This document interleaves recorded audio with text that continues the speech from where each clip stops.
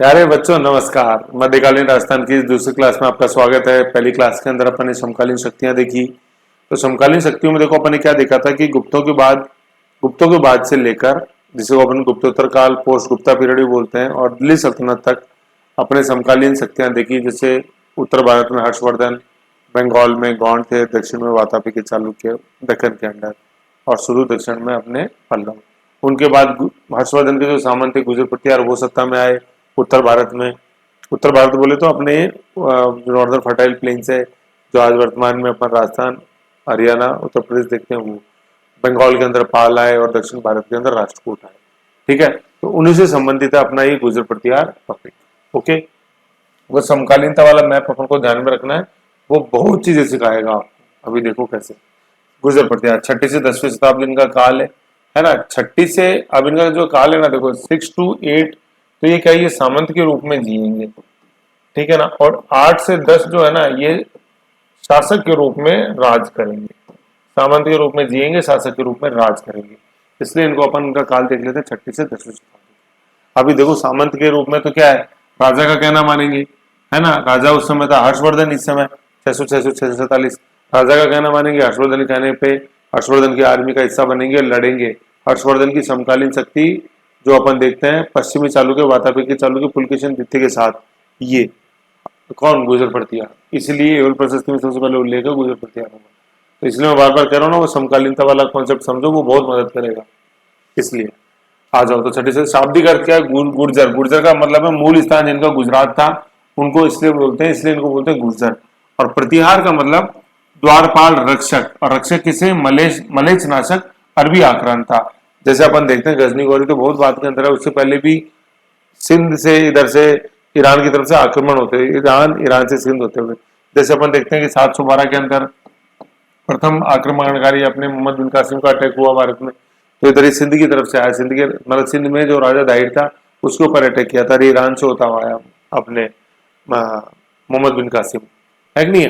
तो ये मलेच जो है ये हमेशा से आक्रमण करते रहे, तो मलेचों का नाशक या मलेचों को रोका इन्होंने अपने बॉर्डर पे ही। बॉर्डर का मतलब जो अपन सिंध, मुल्तान, जैसलमेर वाला भाग देखते हैं वहीं पे, तो इसलिए रोका मतलब इनको, इनका नाश किया मलेच्छों का। तो मलेच्छों का संबंध किससे है, अरबी आक्रांताओं से। मतलब जो अरब प्रदेश में रहते थे या अरबी भाषा जो बोलते थे वो अरबी। ठीक है, जहाँ हिंदी बोली गई वो हिंदुस्तान कहलाया, जहाँ अरबी बोली जाती है वहाँ अरबी प्रदेश, उसमें ईरान, अफगानिस्तान, ये एरिया सेंट्रल एशिया। तो अरबी आक्रांताओं को रोकने का काम किया, इसलिए इनको प्रतिहार बोला। गुर्जर तो इसलिए क्योंकि गुजरात इनका मूल स्थान था, बड़ोज, जो अपन सूरत देखते हैं ना, भृगुगज बड़ोज, तो वो। और फिर वहां से ये माइग्रेट होके पहले मंडोर आए, राजस्थान में मंडोर, जोधपुर, और फिर भीनमाल, जालोर गए। ठीक है ना। तो गुर्जर और प्रतिहार ये सब समझ गए। गुजरात प्रदेश से क्या मतलब है, गुजरात मतलब मंडोर। भाई गुर्जर तो गुजरात है ना, और गुजरात जो आ गया ना, ये मंडोर से संबंधित है। और राजस्थान में जो उनका पहला ठिकाना था, पहले जहां ये लोग आके बसे। ठीक है ना। तो ये शाब्दिक अर्थ गुजर प्रतिहार, गुजर से तो गुजरात मूल स्थान, और गुजरात प्रदेश जो है ये मंडोर है। तो क्वेश्चन आपसे अगर पूछा जाए कि गुजरात प्रदेश का संबंध किससे है, तो मंडोर है। पुराने नाम जैसे अपन देखते हैं, तो ये रात्र जब आ जाएगा तो ये मंडोर है, गुजरात रिज मंडोर। ठीक है, ये तो हो गई इनकी नॉर्मल चीजें। फिर अपन देखते हैं इनकी उत्पत्ति के सिद्धांत। उत्पत्ति के बारे में किसने क्या कहा है ना। काफी क्वेश्चन आते हैं उत्पत्ति के बारे में। चौहानों की भी देखेंगे अपन, धीरे धीरे आएंगे। चौहान तो देखो, अब समकालीनता वाला मैप देखो, पूर्व मध्यकाल जो है 10वीं से 12वीं, उसमें आएंगे चौहान। तो पहले हर्षवर्धन उत्तर भारत में, फिर अपने गुजर प्रतिहार, और गुजर प्रतिहारों के सामंत थे पृथ्वीराज चौहान, मतलब चौहान वंश। तो वो वैसे फ्लो में चलेगा, इसलिए वो समकालीनता वाला मैप इंपॉर्टेंट है।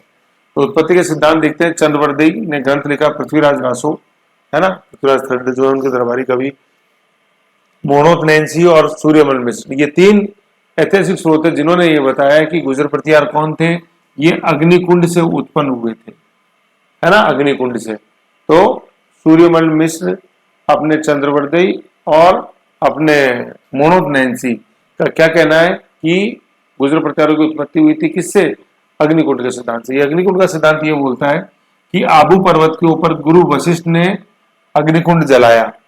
और अग्निकुंड क्यों जलाया, अग्निकुंड मतलब गुरु थे, गुरु वशिष्ठ थे, हवन करते थे। तो मलेच्छ जो थे, अरब आक्रांता, वो आके उस अग्निकुंड के अंदर हड्डियां डाल देते थे मरे हुए जानवरों की। तो वो यज्ञ अपवित्र हो गया।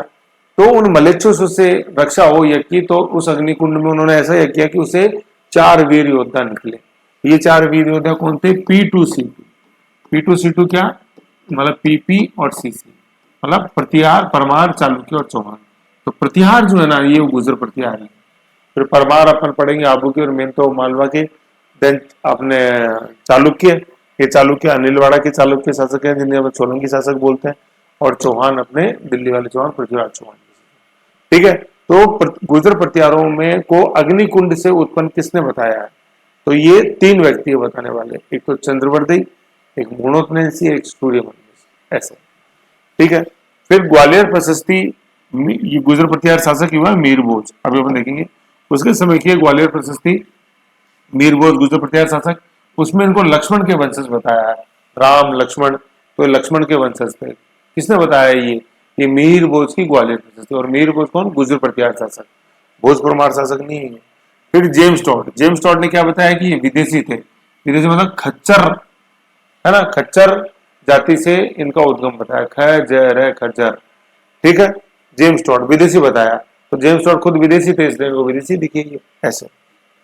मतलब इन्होंने बताया कि भाई ये हूणों के वंशज थे, और हूण अपने आप में विदेशी थे, है ना। फिर नेक्स्ट देखते हैं ह्वेनसांग, वह GH ओझा, गौरीशंकर हरिप्रसाद ओझा ने इनको क्या बताया? क्षत्रिय बताया। तो क्षत्रिय बताने वाले कौन है? GH ओझा और ह्वेनसांग। ह्वेनसांग ने देखो कितना बड़े बहादुरी का काम करा कि क्षत्रिय बताया। अब देखो क्षत्रिय क्या था, ह्वेनसांग ने क्षत्रिय क्यों बताया?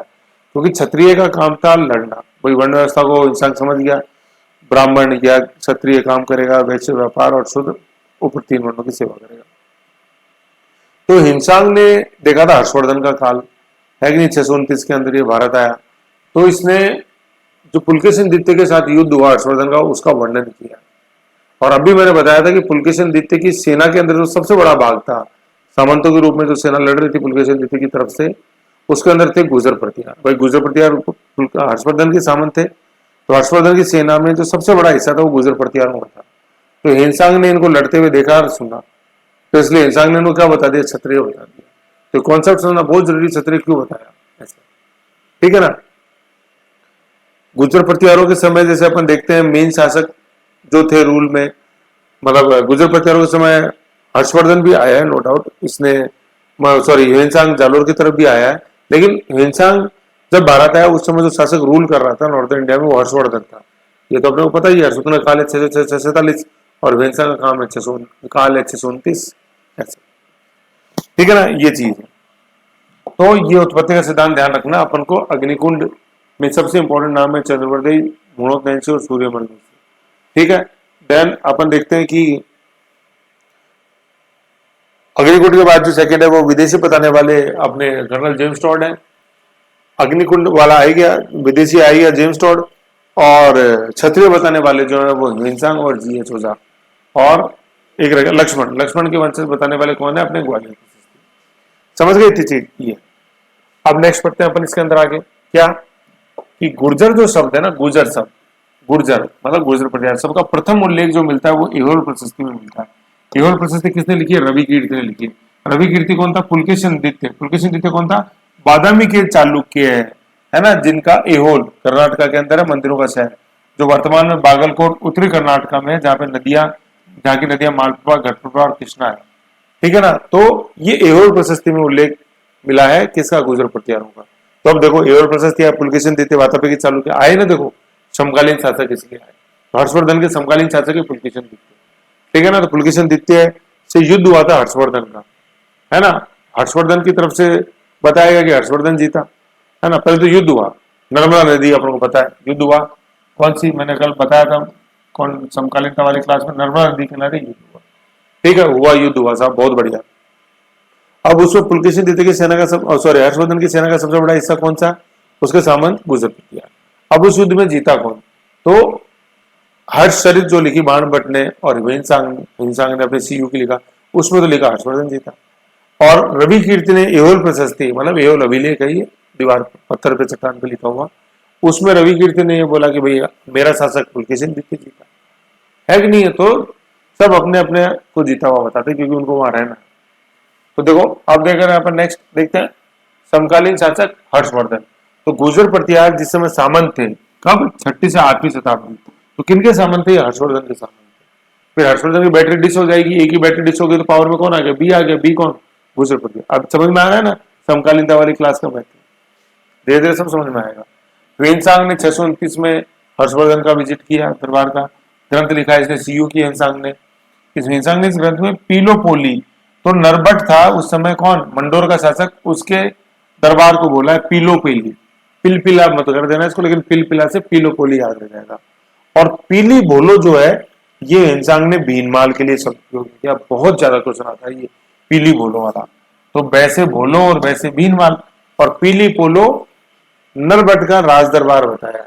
और नरबट कौन था? मंडोर शाखा का एक गुर्जर प्रतिहार शासक हुआ नरबट। तो पढ़ेंगे आएंगे हरिश्चंद्र रज्जिल देन नरबट, ठीक है। नागभट्ट नहीं है ये नरबट है। नागभट्ट इसके बाद आएगा, मतलब हरिश्चंद्र रज्जिल नरबट देन नागभट्ट प्रथम है, ऐसे फिर बकाऊ कुकर ऐसे देन वत्सराज, यूं पढ़ेंगे फिर नागभट्ट दिखते हैं। तो पीलोपोली तो क्या है? नरबट का राज दरबार के लिए वर्ड यूज किया ह्वेनसांग ने। और पीलो भोलो क्या है? भीनमाल के लिए शब्द प्रयोग किया ह्वेनसांग। किसके समय आया भारत? हर्षवर्धन। कब? 629। ग्रंथ का नाम सीयू, ऐसे चीजें आपको। फिर एक अल मसूदी है, अपन देखेंगे गुर्जर प्रतिहारों के समय ये अरबी यात्री था, इसने गुर्जर प्रतिहारों के लिए अल गुर्जर और बोरा शब्द यूज किया। समझ गए आप? अल मसूदी ने विजिट किया भारत गुर्जर प्रतिहारों के समय, उसने गुर्जर प्रतिहारों के अल गुर्जर और बोरा शब्द बोला है। गुर्जर प्रतिहारों की कुल शाखाएं हैं 26। ऐसा किसने बताया? मुणोत नैन्सी ने बताया। अभी अपन ने देखा था मुणोत नैन्सी ने गुर्जर प्रतिहारों को किससे उत्पन्न बताया? अग्निकुंड से उत्पन्न बताया। देखा था अभी अपन ऊपर ये। और कुल कितनी शाखाओं का उल्लेख किया मुणोत नैन्सी ने? 26। मुणोत नैन्सी ख्यात है ना, बहुत इंपॉर्टेंट ग्रंथ है, देखेंगे अपन आएगा। इसमें 26 शाखाओं का उल्लेख किया है, किसकी? गुर्जर प्रतिहारों की। और मेवाड़ की कितनी शाखाओं का उल्लेख किया मुणोत नैन्सी ने? 24, है ना। ये क्वेश्चन दोनों बहुत इंपॉर्टेंट है, याद रखना है। गुर्जर प्रतिहारों की 26, मेवाड़ की 24। प्रमुख शाखाएं जो थी गुर्जर प्रतिहारों की, मंडोर थी, बीनमाल, श्रीमाल, है ना। बीनमाल को ही ह्वेनसांग ने क्या बोला है? पीलो बोलो, और पीलो बोली नरवट का दरबार। मंडोर, बीनमाल, उज्जैन, कन्नौज, ये सब क्या है? ये अपने गुर्जर प्रतिहार की शाखा है, ठीक है। एक राजौरगढ़ भी आएगा, राजौरगढ़ अपना दक्षिणी उत्तर प्रदेश, राजौरगढ़, ये भी लिख लो आप इसमें, है ना। तो मंडोर, भीनमाल, उज्जैन, कन्नौज, और मूल स्थान क्या था इनका? बड़ौच, गुजरात। और गुजरात शब्द जो है ये मंडोर के लिए प्रयोग में आया। ये मंडोर के लिए क्या? गु रे जय रात, है ना। गुजरात प्रदेश जो है ये मंडोर के लिए बोला है। संस्थापक, बहुत इंपॉर्टेंट क्वेश्चन। संस्थापक कौन? गुर्जर प्रतिहारों की जो अपन मंडोर शाखा देखते हैं, मंडोर, है ना, उसका संस्थापक कौन है? हरिश्चंद्र, ठीक है। मंडोर शाखा का संस्थापक हरिश्चंद्र। भीनमाल शाखा जो देखते हैं उसका संस्थापक कौन? नागभट्ट प्रथम, ठीक है ना। ये इसको अपन गुर्जर प्रतिहार वंश का वास्तविक संस्थापक बोलते हैं। ये सब अपन आप हिस्ट्री पढ़ोगे ना धीरे धीरे तो उसमें सब समझ में आएगा, ठीक है। तो गुर्जर प्रतिहारों का मंडोर शाखा का संस्थापक हरिश्चंद्र और भीनमाल शाखा का नागभट्ट प्रथम। अभी हिस्ट्री पढ़ेंगे सब आ जाएगा समझ। मंडोर व भीनमाल शाखा की कुल देवी, कहने का मतलब यह है गुर्जर प्रतिहारों की कुल देवी कौन है? ये चामुंडा माता है, जिनका आज अपन मंदिर देखते हैं मेहरानगढ़ दुर्ग में, ठीक है ना। और यही चामुंडा माता आराध्य देवी बन जाएंगी किसकी? जब अपन जोधपुर के अंदर या मारवाड़ के जो अपन राठौड़ पढ़ेंगे, ठीक है ना। तो कुल देवी है अपने गुर्जर प्रतिहारों की चामुंडा माता, जो कि बाद में आराध्य देवी बन जाएंगी किसकी? अपने मारवाड़ के राठौड़ की। और मारवाड़ के राठौड़ों की जो कुल देवी होगी वो नागणेची माता हो जाएगी। राव दुवड़ लेके आएंगे कहाँ? कर्नाटका से वो मूर्ति और बाड़मेर में स्थापित करेंगे। ऐसे कुल देवी में पढ़ाया था। तो चामुंडा माता कुल देवी है किनकी? गुर्जर प्रतिहारों की। आराध्य देवी है अपने किनकी? मारवाड़ के राठौड़ों की। ये अगर ढंग से समझना हो तो कुल देवी वाला चैप्टर देखो अपने किसमें? लोक देवियों में, राजस्थान आर्किटेक्चर में वीडियो डाल रखे हैं, देखो। तो यहां तक अपन ने बेसिक चीजें पढ़ी। तो अपन ने क्या देखा कि गुर्जर प्रतिहारों की कुल शाखा थी 26। ये किसने बताया? ये मुणोत नैन्सी ने बताया अपने ग्रंथ नैन्सी के ख्यात में। दो प्रमुख शाखाएं राजस्थान में, मंडोर और भीनमाल। मंडोर का हरिश्चंद्र संस्थापक और भीनमाल का नागभट्ट प्रथम। तो अब पहले अपन देखते हैं मंडोर शाखा। ओके, मंडोर शाखा की बात करें तो भैया पहले मंडोर ही आएगा। इसमें सबसे पहले आएगा हरिश्चंद्र। ठीक है ना, हरिश्चंद्र, है ना, ये राजा हरिश्चंद्र नहीं हरिश्चंद्र है। इसको संस्थापक या मूल पुरुष बोलते हैं, मतलब मंडोर शाखा का संस्थापक या मूल पुरुष, मूल मतलब मूल में जो है जिसने फाउंडेशन रखी वो हरिश्चंद्र है। इसका काल है 620 ईस्वी। ये गुजरात से मंडोर लेके आया था इन सबको, मतलब चलो चलो चलो गुजरात में अब नहीं है यहाँ ज्यादा, एक मैन में दो तलवार नहीं रह सकती तो मंडोर लाए, फिर मंडोर में आएगा एक मैन में दो तलवार नहीं रह सकती तो एक हिस्सा निकल के चला जाएगा भीनमाल, ऐसे धीरे धीरे आगे बढ़े, ठीक है ना। तो गुजरात से मंडोर लाए, गुजरात है ना, गुजर प्रतिहार में गुर्जर इज गुजरात, और मंडोर को अपन क्या बोलेंगे, गुजरात, और गुजर प्रतिहार, गुजर तो इसलिए गुजरात मूल स्थान, और प्रतिहार इसलिए क्योंकि मलेच्छों से रक्षा करे। राजधानी इसने बनाया किसको, मंडोर को। मंडोर को राजधानी बनाने वाले सबसे पहले कौन था, हरिश्चंद्र। प्रतिहारों का आदि पुरुष या संस्थापक या मूल पुरुष किसको बोला जाता है, हरिश्चंद्र को बोला जाता है, क्योंकि इसने स्थापना करी थी इनकी राजस्थान में लाके। ओके, फिर नेक्स्ट देखते हैं, इसकी उपाधि थी रोहिलादित्य नहीं रोहिलादि। क्यों, क्योंकि ये योग क्रिया व वेदों में निपुण था।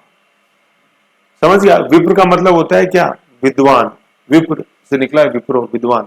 तो रोहिलादित्य किसकी उपाधि थी, जिसने मंडोर राजधानी बनाया, कौन, रोहिलादि, कौन, हरिश्चंद्र, क्योंकि ये योग में निपुण था, योग क्रिया व वेदों में निपुण, वेदों ज्ञान में। इसने मंदिर बनाया अपनी कुल देवी कौन, चामुंडा माता का। यह आज मंदिर स्थित है मेहरानगढ़ दुर्ग में, जहाँ 2008 नवरात्र में दुखीनता हुई, जस्टिस चोपड़ा है।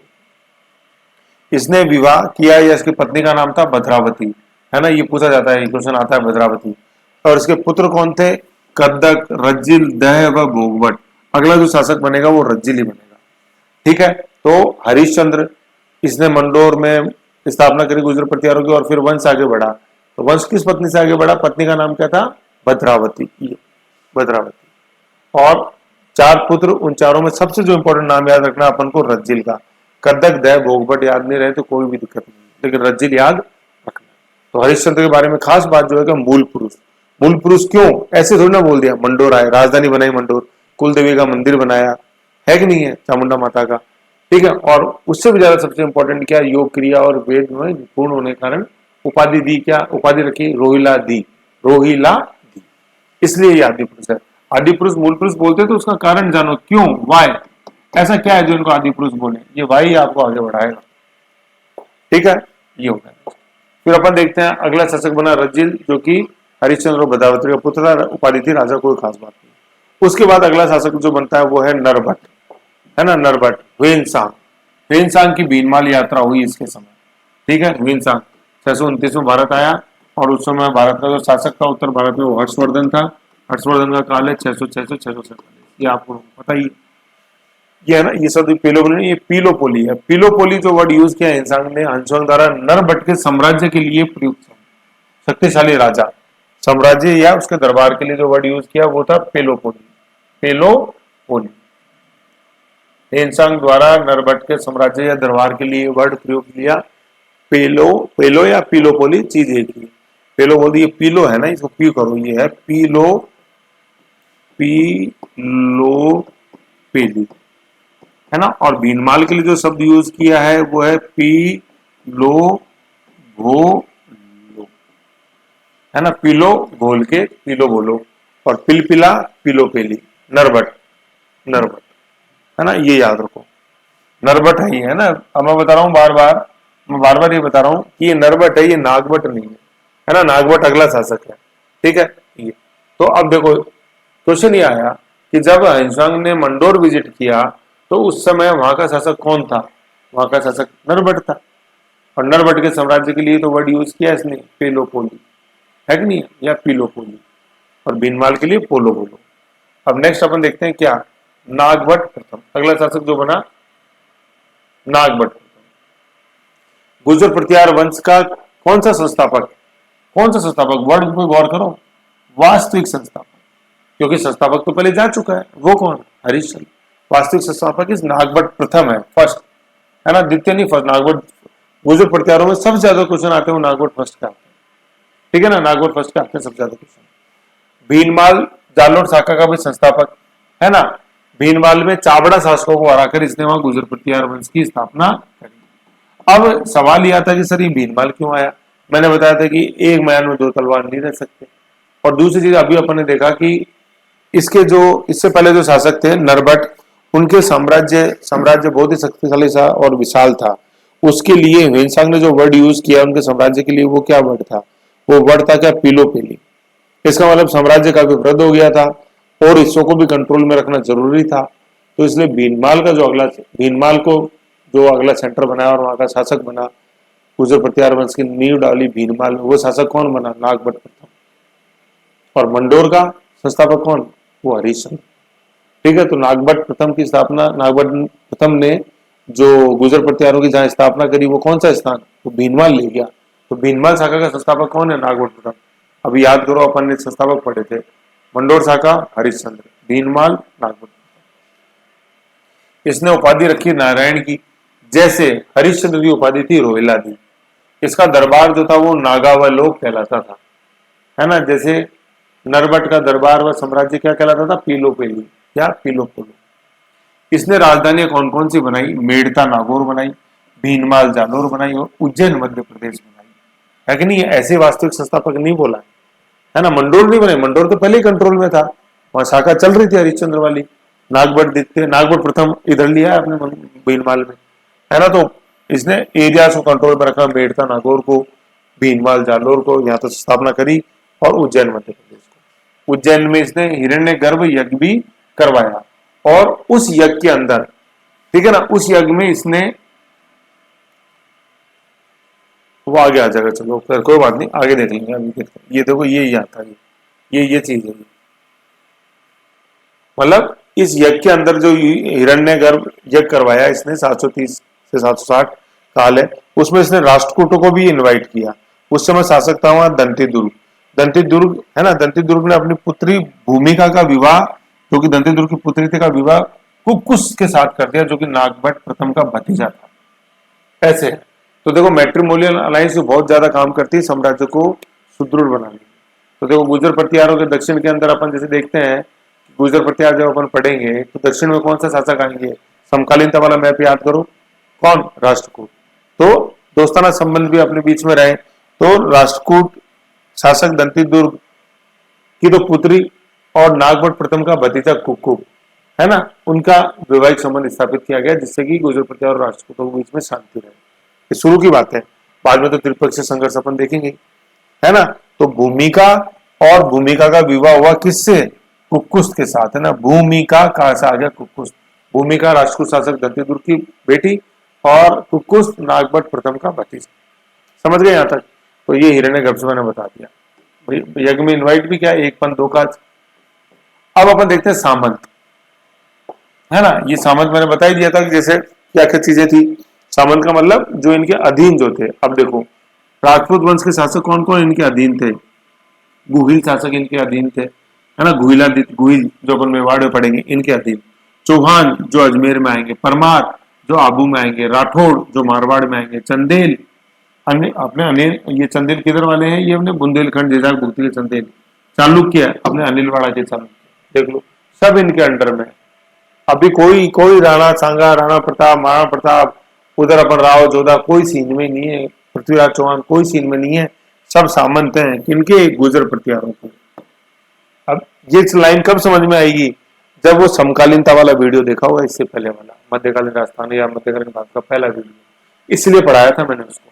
तो याद करो गुर्जर प्रतिहार पूरा भारत है, फिर गुर्जर प्रतिहार तीनों लड़ेंगे। गुर्जर प्रतिहार पालो राष्ट्र तो विखंडन हो गया, और फिर वो विखंडन, वो टूटा हुआ नक्शा अपन को मिलेगा विरासत, मतलब रिजल्ट में, जिसमें मैंने बताया था कन्नौज में अपने गैड़वाल, चौहान, अनिलवाड़ा के चालुक्य गुजरात, मालवा परमार, जेजाक भुक्ति के चंदेल, बंगाल में सेन, वो टूट गया उत्तर भारत।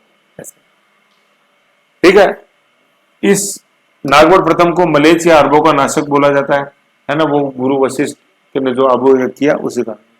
समकालीन शासक जो थे नागभट्ट प्रथम के, कश्मीर में ललितादित्य, इंपॉर्टेंट शासक हुए, कला के लिए जाने जाते हैं। कन्नौज में था यशोवर्मन, और राष्ट्रकूट शासक दंतीदुर्ग। दंतीदुर्ग ने अपनी पुत्री भूमि का विवाह किया कुक्कुट के साथ, जो कि नागभट्ट द्वितीय का, नागभट्ट प्रथम का भतीजा था। तो समकालीन शासक देख रहे हो, है ना, ऐसे। तो ये नागभट्ट प्रथम जो है ये बड़ा इंपॉर्टेंट है, और इसीलिए इसको क्या बोलते हैं अपन? गुर्जर प्रतिहारी शासकों का वास्तविक संस्थापक। अब देखो वास्तविक संस्थापक देखो भीनमाल को संभाला, आसपास के क्षेत्र मेड़ता नागौर, इधर अपने कन्नौज, भीनमाल को संभाला। फिर समकालीन शक्ति जो है राष्ट्रकूट, दक्कन भारत के अंदर, दक्कन मतलब नर्मदा से लेके नीचे कृष्णा के तक, वहां जो समकालीन शक्ति राष्ट्रकूट, वहां से उनके साथ वैवाहिक संबंध स्थापित किए जिससे शांति बनी रहे। तो ये सोच ही तो है, देखो एक दंती की बेटी भूमिका के साथ अपने भतीजे कुकुर का विवाह किया, तो एक सोच ही तो है, और सोच ही इंसान को आगे बढ़ाती है, सोच ही महान बनाती है, और सोच ही वास्तविक संस्थापक बनाती है। तो देखो बन गया ना वास्तविक संस्थापक, ऐसे। ठीक है, ये चीज उपाधि नारायण, दोनों नारायण और नैना आ रहा है, नारायण और नागावलोक, ऐसे। ठीक है, तो ये अपन को ध्यान में रखना है सारी चीजें, जो कि संबंधित किससे है, नागवट प्रथम से। नागवट प्रथम के बाद जो शासक बने, नागवट प्रथम के जो बाद शासक बने, कौन बने, देखो मंडोर शाखा और भीनमाल शाखा। नागवट शासक प्रथम, भाई मैंने बताया भीनमाल शाखा का संस्थापक बन गया नागवट प्रथम। तो देखो कौन कौन है, मंडोर में तो कौन चलते गए उधर, तात, भोज, यशोवर्धन, चिल्लुक, कक्कक, है ना, कक्कक है ना, कक्कक अलग है, कुक्कक अलग है, कक्कक, बकाऊ और कुक्कक, ये आ गया ना, बकाऊ कुक्कक। तो अभी अपन ने पढ़ा था ना, ये कुक्कस्त है ना, कुक्कस्त ये अलग है, कुक्कस्त यहाँ है।